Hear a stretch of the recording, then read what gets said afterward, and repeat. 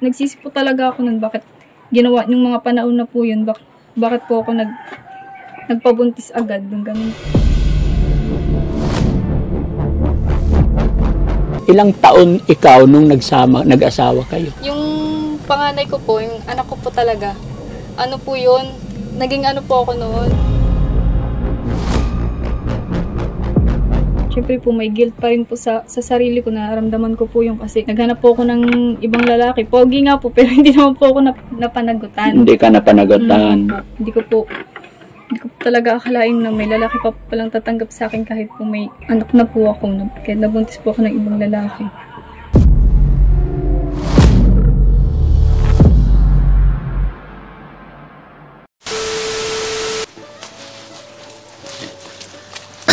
Ayun mga kababayan, mga kabarangay, magandang umaga po sa atin lahat. Magandang tanghali, magandang gabi. Mga kababayan, mga kabarangay, kami po yung nagpunta rito sa lugar na to dahil hinahanap po namin yung babae, nanay na nagtitinda ng papaya, si Flower po. Dahil may kababayan tayo na nasa ibang bansa na nagpaabot ng tulong. Mula nung napanood nila kasi yung kwento ng kanyang buhay, ay nag-message sa amin at nagpadala ng kaunting tulong pinansyal para kay Flower. Kaya sa aming pagtanong-tanong na hinanap namin at dito daw ang kanilang bahay. So mga kababayan, samahan niyo po kami para malaman natin ang totoong kwento ng buhay ni Flower. Let's go. Ayan na siguro, ano? Ano ba yung tinuturo nila? Hindi nagwawalis.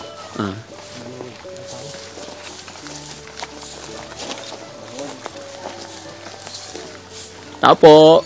Sir, magandang hapon. Pwede magtanong? Dito po ba nakatira si Flower? Ay, po dito po. Nandito po ba siya? Ay, wala po kasi nagtitinda po siya. Nagtitinda? Mga ano oras po siya darating, sir? Makaparating na rin po yun kasi maaga po siya umalis. Maaga umalis. Sino po kayo? Sino po sila, sir? Ay, asawa niya po ako, sir. Kayo asawa. Ay, pasensya na, sir. Mawalang galang na po. May sadya sana kami sa kanya. Ano po yan?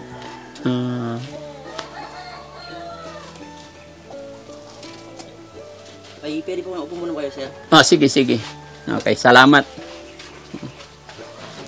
Ano po ba yung ano nyo? Kay Kasi mula nung upo kayo, guys. Kasi mula nung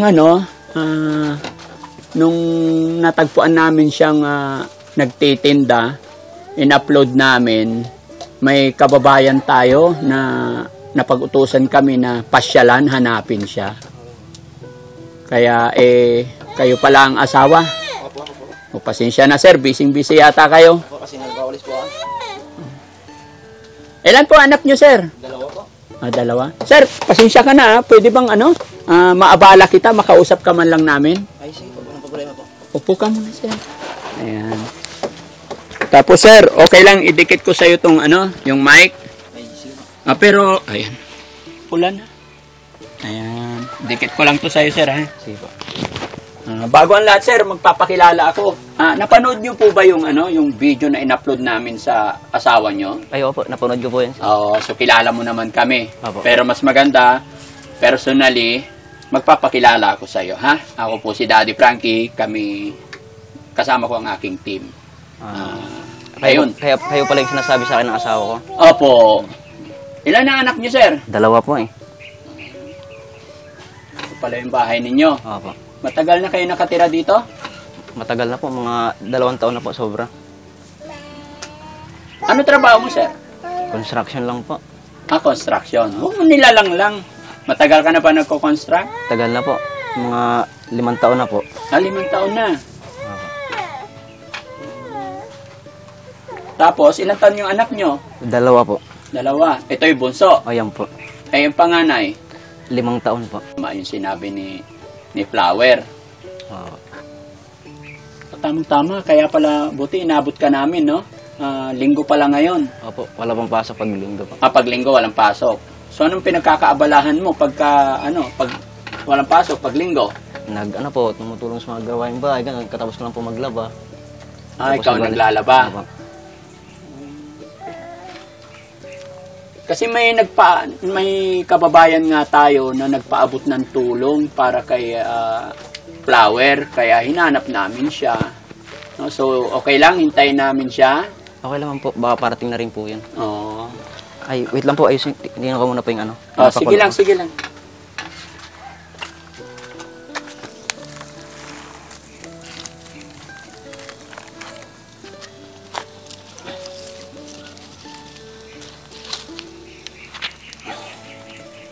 Nagkape na po ba kayo, sir? Ha? Nagkape na po ba Ay, kayo? sige lang, wag mo kaming alalahanin. Ano pangalan niyo, sir? Poy po. Apoy. Parang parang may kamukha kang artista, sir. Ha? Sabi nga po nila, meron daw po. Oh, may kamukha ka. Parang kamukha mo yung komedyanteng artista. Ha? Parang si Empoy daw po yun eh. Bakit ang pangalan mo, Poy? Hindi ko alam sa magulang ko po eh. Yung pinapangalan po sa akin eh. Okay. Mga anong oras kaya darating yung si asawa mo? Baka parating na rin po yun. Nihintay ko nga kasi anong oras di wala pa eh. Ano yun? Lagi-lagi talaga siya nagtitinda? Opo, pag gusto niyang tumulong sa akin, pag mga gastos niya sa bahay, ganun. Bili-bili ng bigas. Ganun po. Okay, Magkano bang kinikita mo, sir, sa sa pagko-construction? Lingguhan po kasi sahod namin eh. Minsan 3,000, ganun. Tapos minsan pag may absent, pag masama pakiramdam, mga 1,500, 2,000, ganun po sa sahod ko. Okay naman. Okay naman yung Okay naman po kahit mahirap. Ay, nandiyan na pala. Ay. Oo, pasensya ka na. Pauwi ko lang po eh. Oo. Balik po sa nagtinda po ako ng papaya. Nagtinda ka? Oo. Kumusta benta? Meron din po kahit paano, konti lang. Pero okay na po ito. Ba't hindi naubos? Halika dito, halika. Lapit ka dito, pasensya ka na. Ay, mayroon may isa. Parang hindi naubos ngayon Hindi po, mga tungal po eh. Nakausap namin si Mr. nyo. Pakuha nga yung mic. Ay. Ayun. Puka. Isarin ka na po. Kumain. Ayan na lang pagkapos. Okay lang. Padikit naman to, papisil. Dito po. Oo. Anong oras ka nagtinda? Kanina po mga alas 8 po pagtapos ng kape. Pagkatapos Namitas mag-almusal? po. Opo, namitas. Araw-araw ka nagtitinda kahit linggo? Opo, para po diskarte po ito sa buhay. Diskarte. Sa bagay, walang ihigit sa sa madiskarte. Nakakakwentuhan nga namin ng asawa mo. Po ka na eh. Upo ka dito. Huwag kang sir, huwag kang mahiya sa amin ha. Wala kaming masamang intention or what. Gaya na sinabi ko kami si Daddy Frankie, hindi na sana kami babalik dito, pero may kababayan kasi tayo na nagre-request na hanapin ulit dahil gusto nilang mas makilala pa si Flower. No? So ito pala yung buhay nyo rito. Mahirap po yung buhay. Oo. Pasensya na po kayo sa bahay namin. Ganyan lang po. Ay, hindi. Okay lang yun. Huwag mo lalahanin kasi hindi naman yung bahay ang pinunta namin. Gusto lang talaga namin makilala kayong mag-asawa dahil yun din ang request ng ating mga viewers. Sige, tabi mo yung papaya. Tabi mo muna yung benta mo. Baka...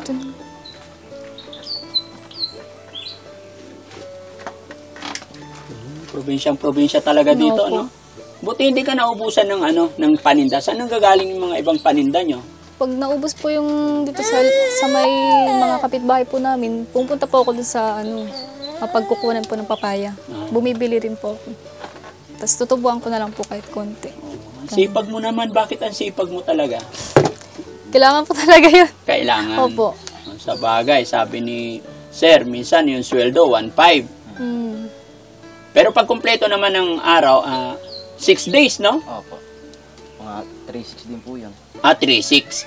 Pagka kumpleto ang araw. Pero ilang taon ka na, sir? 25 na po eh. 25. Medyo maliit si sir, no? Ha?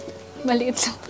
Pero ang sipag niya, na inabot namin mga kababayan, si sir, si Poy, nagwawalis, nagluluto. Tapos ikaw pa naglaba ka mo. Opo, katapos ko lang din po maglabay. Oo. Construction, tapos pagdating sa bahay, maglaba. Pag linggo po, tumutulong po ako sa kanya. Pag linggo lang naman. Pero pag Monday to Saturday, Pasok na po. siya na ang gagawa. Ano po isa? Po kasi ako nun eh. Ang galing naman ng ang galing naman ng setup ninyo. Flower, kumusta naman ang buhay-buhay niyo dito sa mga nakalipas na araw? Sawa po ng buhay, nakakaraos din naman po. Simula nung araw po na naabutan niyo po kami ng konting tulong. Oo. Malaking tulong po yun sa amin kasi yung mga panahon po talaga yung kapos na kapos po talaga kami. Wala po kaming masaing. Ay, Wala ganun. din pong gatas yung mga bata.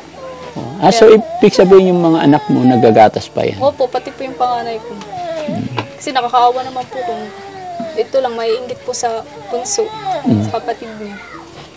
At saka ilang taon? 4 years?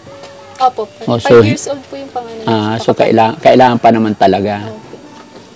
Mabuti masipag yung napangasawa mo. Kaya nga po, nagpapasalamat din po ako sa kanya kasi kahit ganyan po siya, talagang nagtutulungan po talaga kami para mabuhay po namin yung mga anak namin.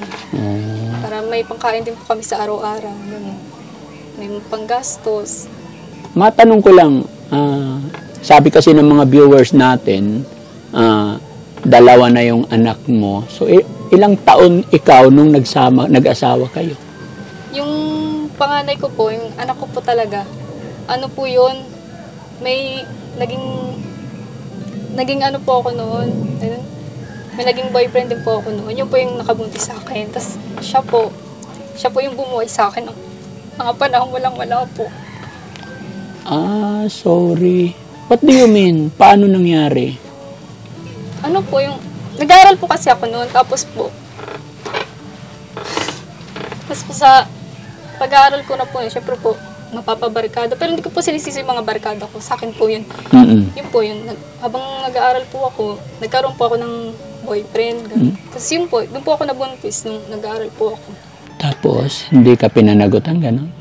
Ano po, pinanagutan naman po, nagsama po kami ng mga 9 months po. Habang buntis po ako, nagloloko rin po siya ganun. Tapos eto, nung nanganak na po ako doon sa panganay ko, siya na po, yan na po yung naging ano ko. Siya na po yung tumulong sa akin. Tinulungan niya na po ako yun. Siya na po yung, minsan bumibili po siya ng gatas ng anak ko, ganun. Paano nagsimula yung sa inyo kung sabi mo 9 months magkasama kayo ng una mong boyfriend, asawa. What do you mean, iniwanan ka niya? Opo, iniwanan po niya. Umuwi po siya sa probinsya nila. Tapos, doon ko lang po nalaman na pagka-uwi niya po doon, meron na po pala siyang ibang kinakasama din. Tapos, yun po. May kinakasama rin siya doon. Tapos, eto na po, siya na po yung kinat niya po ako sa Facebook, ganyan. Ganito, ganyan. Naawa din po siya sa akin kasi yung mga panahon po talaga na yun. Walang-wala po talaga kami. Ganun po. Tapos yun, naging kami na po kasi sa sobrang awa niya po sa akin, siya na po yung bumibili, siya na po yung nagbibigay sa akin ng pambili ng gatas. Ganun. Hanggang sa nagsama na po kaming tuluyan. So, ibig mong sabihin, nung una, naawa lang siya sa'yo, hindi ka pa niya naliligawan or... Nililigawan niya na po. Nililigawan ka na niya. Bali po, kami nag-umpisa po kami. Nag-ano po kami noon, mag-ex na rin po kami noon. Tapos yun po. Nakakilala po ako ng ibang ganun, ibang lalaki po. Nagwatis po ako, tapos siya na po yung siya po yung nanagutan niya na po yung anak ko. Poy, ang bait mo naman, no? Pwede bang magkwento ka rin sa amin? So, anong naramdaman mo nung nalaman mo na, pasensya na sa word na parang niloko siya, iniwan siya, anong naramdaman mo? Parang naaway po ako sa kanya kasi na yung iniwan siya ng asawa niya, yung wala siyang malalapitan kasi yung magulang niya hirap na hirap din. Tapos nun, parang kasi mag-ex na ba kami dati, parang niligawan ko ulit siya. Niligawan mo ulit. Tapos nun, ako pinibili ng gatas ng anak niya. Tapos, nagkataong nagsama lang po ulit kami. Ganon. Parang sinamahan ko na lang siya sa buhay niya. So, ibig mo sabihin, dati, mag-boyfriend, mag-girlfriend kayo. Nung bata pa talaga. Tapos, nag-aaral pa siya noon. Opo, nag-aaral po siya nun. Tapos, ano nangyari? Naghiwalay po kami. Tapos, meron siyang naging, nakabuntis sa kanya, yung nakilala niya. Tapos, nun, iniwan siya. Tapos, ako naman ako na po yung tawag dito. Umako. Umako. Buti hindi ka nagalit. Tinanggap mo na siya. Ay, hindi pa naman po ako nagalit sa kanya kasi mahal ko siya kaya Gaano mo siya kamahal? sobrang-sobra po. Pwede bang i-describe mo sa akin kung paano yung ginagawa mo? Gaano mo siya kamahal sa salitan, sa sinasabi mong sobra-sobra? Paano mo ginagawa yung mga ganun? Ano po, tawag dito, kahit wala po sabi. Wala kang masabi. Kasi basta, mahal ko po siya yung kung ano ko. Bilib ako sa inyo. Bilib ako sa iyo, Poy, no? Kung titignan mga kababayan, si Poy parang totoy, napakaliit, pero marunong pala malaking responsibilidad yung inaako. Tama talaga yung kasabihan na don't judge the book by its cover, no? So bakit naman naging ganon, pasensya na, na-i-open mo sa akin yung una mong boyfriend.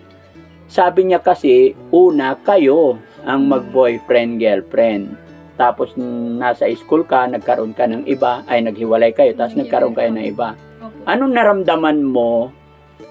Anong nasabi mo sa isip mo nung iniwan ka, tapos siya pa rin pala ang makakatulong sa'yo? Si Poy pa rin. Wala po kung ibang naisip mo, hindi po nagsisip po talaga ako nun bakit ginawa yung mga panahon na po yun, bakit po ako nagpabuntis agad, yung ganun po. Na dapat habang po kasi yun, naghiwalay po kami, matagal na po kami naghiwalay. Matagal na po yun. Umabot po ng ilang taon din, 2 taon. Bago po ako nakakilala ng iba. Okay. Nahiya rin po ako sa kanya nung una kasi hindi naman po niya responsibilidad na bilan po ng pagkain yung anak ko po ng gatas. Tsaka mga diaper ng mga panahon na yun. Minsan po hindi ko na po tinatanggap. Mapilit po siya. Gusto niya po talagang ipaano sa akin yung mga binibili niya. So after that, kumusta naman yung naging relation ninyo? Okay naman po. Okay. Hanggang ngayon po, okay po. Gaya ng sinabi ni Poy, mahal na mahal ka daw niya. Halata naman po. Halata naman. Ikaw, gaano mo siya kamahal? Mahal ko rin po siya. Anong mahal? Mahal ko rin yan. Anong mahal ko rin? Gaano mo siya, paano mo explain kung gaano mo siya kamahal? Naluluha si Sir Poy. Wala pong explanation, basta mahal mo. Basta mahal mo siya. Parang bata pa si mga kababayan, si Flower. Pero si ikaw 25, matured na mag-isip, no? Nakakabilib, no? Hindi ko akalain na ganun yung kwento ng buhay. Pero paano yon? Nagkakausap pa ba kayo ng ex mo regarding sa anak nyo? May communication pa kayo? Wala na po. Wala na. Okay na. Kasi po pag hinihingian po namin siya nung mga panahon na yun, wala po. Wala po siyang mabigay. Dead ma. Opo, dead ma po. Dead ma po yun. Okay lang naman po sa akin yung mga panahon kasi dumidiskarte rin po ako ng mga panahon. Nagtindera po ako sa bakery, ganun. Isa po pag walang tumatao sa tindahan ni mama, ako rin po nagtitinda noon. Para makaraos. Kaya po naging ano ko na rin po yung pagtitinda ng mga gulay. Sanay na po ako. Poy, payag ka ba mawala pa ulit ang asawa mo? Ay, hindi na po ako papayag nun kasi may mga anak na kami. Hindi naman. So, gaano mo kamahal itong asawa mo? Eh, hindi ko po ma-explain pero yung mahal na mahal ko po talaga siya. Sobra-sobra. Gagawin ko ang lahat para sa aming mga pamilya, para sa aming mga anak naming dalawa. Si Flower naman. Flower, syempre, nung una kayo, tapos nagkahiwalay kayo. Tapos nung nagkaroon ka ng problema, nagkaroon ka ng anak, iniwan ka. Tapos siya yung tumulong, nag-survive sa'yo. Anong nararamdaman mo nung siya pala yung makakatulong? Nung mga panahon po yun, nahihiya po ako sa kanya noon. Siyempre po, may guilt pa rin po sa sarili ko. Nararamdaman ko po yung kasi naghanap po ako ng ibang lalaki. Pogi nga po, pero hindi naman po ako napanagutan. Hindi ka napanagutan. Malaking pasasalamat po talaga ako sa kanya kasi nung mga panahong walang-wala ako, siya po talaga naghila sa akin pataas para makaahon po kami sa gastusin ko po sa anak ko. Kasi kahit piso po ng mga panahon na yun, wala po akong mahanap ganun. Kaya yun po, yung dumating po siya, yung bumalik po siya sa akin, tinanggap ko na po, tapos tinanggap niya na rin po ako. Nagsama na rin po kami. Kaya, sana tuloy-tuloy na yan, no? Sana kahit anong mga pagsubok dumating sa inyo, wag na wag kayong susuko, ano? Alam ko naman, nakikita ko sa pagkataon ni Poy, parang siya yung taong matyaga, no? Siya yung matyaga. So, dito sa bahay, makita ko lang, paano yung routine ng buhay ninyo, lalo na pagka wala siya, paano yung trabaho ninyong mag-asawa dito? Pag pumapasok po siya sa trabaho, ako po yung nag-aasikaso sa mga bata. Minsan po, pag nasa-short po kami sa pera, hindi naman po mawawala sa buhay yun. Minsan wala kang pera eh. Nagbibenta po ako ng gulay. Yun na po talaga yung nakasanayan ko. Sa araw-araw na po. Araw-araw na po yun para po pag uwi niya, may sasaingin na po kami, may ulam na. Wala na po kami problema. Kasi minsan po yung sinasahod niya, yun nga po, 1.5 lang po yung sinasahod niya minsan sa isang linggo. Minsan po dun sa 1.5 na yun, magbabayad pa po kami ng mga bayarin namin. Bibili pa po ng gatas. Tapos minsan yung sinasahod niya po, kapos din. Hindi pa minsan nabibigay yung kompleto, ganun. Pag nabali pa, Babali po.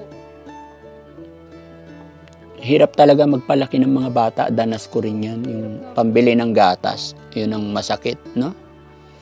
So, yun, mga kababayan, mga kabarangay, no? Akala ko, simple lang po yung kwentong maaabutan natin kay Flower at kay Poy, no? Pero meron din pala silang pinagdaanan. So, napakahirap din. Kumbaga parang hindi basta-basta yung kwento ng buhay nilang dalawa, no? So, okay lang yan. At least naging na-experience nyo, gaya ng sinabi ko. Sana, mas lalong maging matatag pa kayo. Ano man ang pagsubok, sabihin natin na nangyari yung mga hindi magandang nangyari noong mga bata pa kayo. Pero sa ngayon, nagkakaedad na tayo, be matured na, no? So, yun lang. Wala naman akong ibang pakay. Yung makilala lang ng makilala namin kayo ng lubos.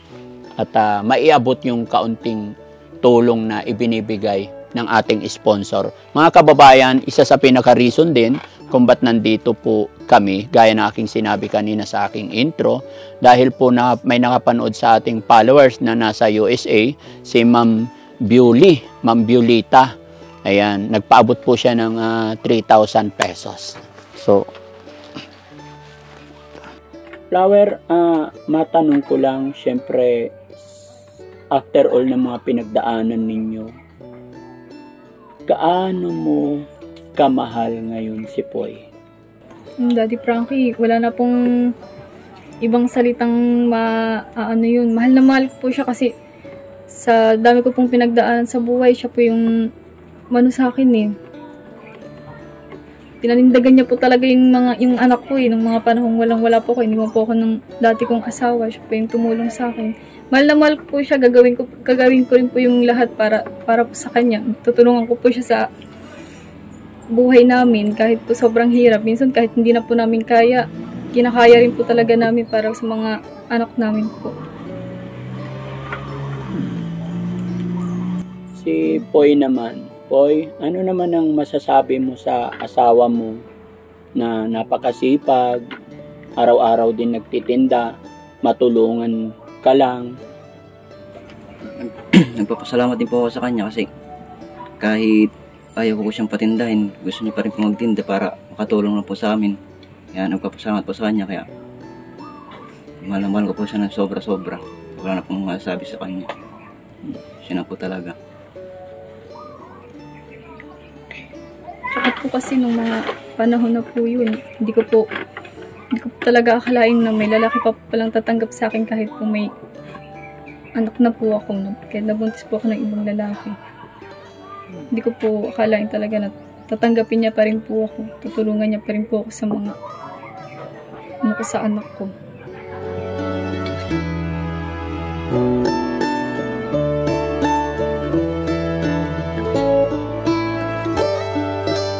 Salamat kasi minahal mo ako ng ganito, sobra-sobra. At pasensya na rin kung minsan wala tayong wala akong maibigay sa inyo kung anong gusto nyo. Kaya pasensya na talaga. Ang aking mahal na mahal ko lang talaga kayo ng sobra-sobra. Salamat din. Salamat din sa'yo. Kasi alam ko naman na ginagawa mo talaga kahit minsan pagod ka na galing sa trabaho. Ikaw pa rin, pinaghahain pa rin kami ng pagkain. Nakasanayan na kasi natin yun. Tuwing kakain tayo, ikaw lagi yung nagsasandok sa amin. Malaking pasasalamat ko talaga sa'yo kasi hindi ka nagbabago. Sa sobrang pagmamahal mo sa amin, lahat na ng trabaho, pinasok mo na. Alam ko namang pagod na pagod kami sa pag-uwi mo. Pero, ganun talaga. Hindi mo pa rin kami kayang tiisin ng mga bata. Inaasikaso mo pa rin kami pag uwi mo galing sa trabaho, ganun. Salamat ulit kasi yun nga, tinanggap mo yung anak ko kahit na alam ko naman na hindi mo responsibilidad yun at ako na dapat umaako ng ganung mga bagay. Nag-iingat ka lang palagi sa trabaho mo. Ang isipin mo lagi, andito lang kami sa bahay, naghihintay sa pag-uwi mo, ganun. Sana huwag kang magbabago sa amin ng mga bata. Lagi ka lang nandiyan sa tabi namin. Ito ang masasabi ko sa iyo. Nagpapasalamat ako kasi minahal niyo ako ng sobra-sobra. At sana huwag kayong magbago. Kung minsan gipit man tayo, kahit minsan wala tayong kinakain, ganon. Papasalamat pa rin ako sa inyo kasi nakakapagtiis kayo. Ito lang masasabi ko sa inyo na basta makontento tayo kung anong meron man tayo. Basta ang sabi ko, mahal na mahal ko kayo na sobra-sobra.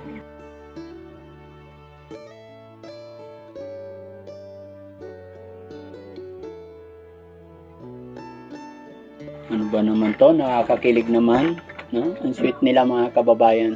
So, yun lang, yun lang may papayo ko sa inyo mga kapatid. Kahit anong pagsubok. Tama yung sinabi ni Poy, kung ano man meron tayo para maging masaya. Kailangan makontento tayo. At higit sa lahat, lagi tayong magpipray kay God. No? Dahil napakalaki ang maitutulong sa buhay natin ang parati tayong tumatawag kay God, no? Yun lang, no? Wala na akong ako'y magpapasalamat sa inyo at nakilala ko kayo ng lubos. Salamat din sa iyo, Poy, kasi sakto-sakto linggo pagpunta namin, nakilala ka namin, naging officially yung pagkakakilala natin, no? Yun lang. Maraming salamat. Sana i-bless kayo ni God na maging maganda rin yung buhay nyo. Swertin din kayo. At ingatan kayo lagi ng Panginoon. sana makatulong to sa inyo, no? So, Ma'am Violeta, maraming salamat po sa inyo dahil sa pagtitiwala ninyo kay Daddy Frankie na maipaabot itong tulong kay Flower. At hindi ko rin inaakala na sa pagpunta ko dito ay malalaman natin na mayroon din silang pinagdadaanan sa buhay. Kaya maraming salamat po sa tulong na ibinigay ninyo para kay Flower. Flower, tanggapin mo to. Sana makatulong sa inyo. Malaking tulong. Malaking tulong na po talaga to sa amin. Kataon po talaga ngayong linggo, wala rin po siyang sinahod, wala rin po kaming bigas. Kahit tignan niyo po yung bigasan namin, wala pong laman-laman yun. Okay. Wala po talagang Kaya nagtinda ka ng gulay. Okay. Malaking bagay talaga pag madiskarte ka, no? Kahit papano. Kano yung tinda mo? 160? 160 po yung papaya. Okay na yun. Kahit papano. Pero sige, gawin ko, dagdagan na lang natin. Okay kasi, na po, okay kasi, na po yung malaking hindi, tulong na po kasi sa amin. sabi mo, wala kayong bigas. 3,000. Hindi na po. Gawin natin 5,000. Okay? Yan. Para makatulong din kay sir, bili ka ng vitamin, sir, para magkalaman. Huwag kang magalit sa akin, ha? Kasi ang payat. Mga kababayan, si Poy, payat, no? Siguro sa kasi mahirap ang trabaho sa construction talaga. Pero ingatan mo rin yung sarili mo, no? Salamat po. Mga kababayan, nakikita ko kasi si Poy, sa kanya po ako naawa kasi hindi po biro-biro yung mag-construction. Kasi kahit ako, mga kababayan, nung binata pa ako, nasubukan ko po yung magtrabaho bilang construction worker. Napakahirap po, ang init, bibigat ng mga trabaho. Kaya yun, Poy, kailangan mag-vitamins ka para sa mga anak mo, no? Kasi mahirap pag nagkasakit tayo. Huwag natin pabayaan din yung sarili natin, no?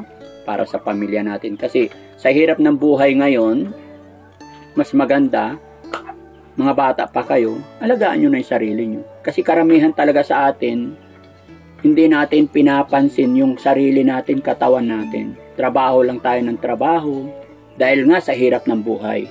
Pero mas malaki ang problema kung trabaho lang tayo ng trabaho, hindi natin napapansin, lumalala yung sakit natin. Hindi ko sinasabing may sakit ka, Poy. Paalala ko lang na ingatan, check din natin yung health natin. Kasi nga sinabi ko, huwag kang magtampo sa akin. Payat ikaw, di ba? May dalawa maliliit pa yung anak nyo, no? Kaya pala, no? So, bali ang anak mo 3, ganun. Dalawa lang. Dalawa lang. So, yung panganay talaga. Yung maliit po, sa kanya na po yun, anak na po namin. So, yung panganay, yung isa. Okay. So, yan, mga kababayan. Muli, kay Ma'am Violi, maraming salamat po sa inyong pagtitiwala. Kay Ma'am Violi po, marami pong salamat sa binigay niyo pong tulong.